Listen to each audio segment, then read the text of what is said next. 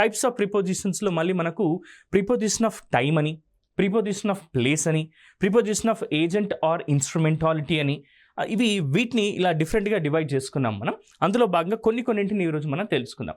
Preposition of టైంని తెలిపేటటువంటి prepositions ఏమేమి ఉంటాయి సార్ అవంటే in, on, at, during, for, before, from, వీటన్నిటిని మనం ఏమంటాం సార్ అంటే ప్రిపోజిషన్ ఆఫ్ టైం అని చెప్పి చెప్తాం. అంటే సింపుల్గా చెప్పాలంటే ఒక సెంటెన్స్లో సమయాన్ని తెలిపేందుకు ఉపయోగపడేటటువంటి ప్రిపోజిషన్స్ ఏవి సార్ అని అంటే in, on, at, during, for, before, from, ఇవన్నీ మరికొన్ని కూడా ఇవన్నీ కూడా టైం తెలిపేందుకు మనకు ఉపయోగపడతాయి. కొన్ని ఎగ్జాంపుల్ చూద్దాం. Ravi started working at 10 AM. 10 గంటల వద్ద అతడు ప్రారంభించాడు పని చేయడం అని చెప్పి చెప్తున్నాం.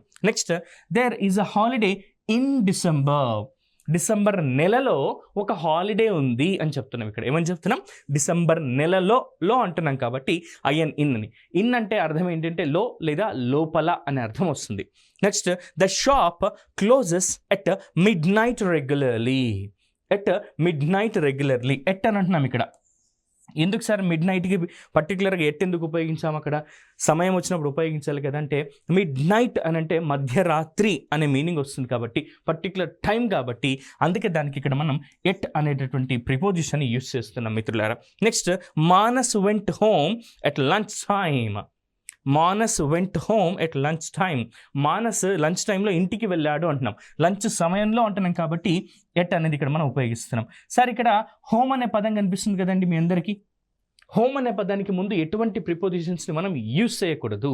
గతంలో ఇవి కరెక్షన్ ఆఫ్ సెంటెన్సెస్లో భాగంగా కూడా ఈ ప్రశ్నలు అడిగారు మిత్రులారా. గుర్తుపెట్టుకోండి, హోమ్ అనే పదానికి ముందు ఎలాంటి ప్రిపోజిషన్స్ని యూస్ చేయకూడదు. ఒకవేళ ఒక సందర్భంలో ఉపయోగించవచ్చు. ఒకవేళ ఆ హోమ్ ఏదైతే ఉంటుందో, మనం ఎక్స్ప్లెయిన్ చేయాల్సుకుంటున్నటువంటి హోమ్ ఏదైతే ఉంటుందో అది ఒకవేళ దానికి స్పెషల్ ఫీచర్స్ కానీ లేదంటే దాని గురించి స్పెషల్గా ఎంఫసైజ్ చేసి చెప్పినప్పుడు అప్పుడు మనం హోమ్కి ముందు ప్రిపోజిషన్ని యూస్ చేయొచ్చు లేదా ఆర్టికల్ని యూస్ చేయొచ్చు. గుర్తుపెట్టుకోండి, Manas went home at lunch time అని ఉంది. సో హోమ్ అనే పదానికి ముందు ఎటువంటి ప్రిపోజిషన్స్ని మనం ఉపయోగించకూడదు.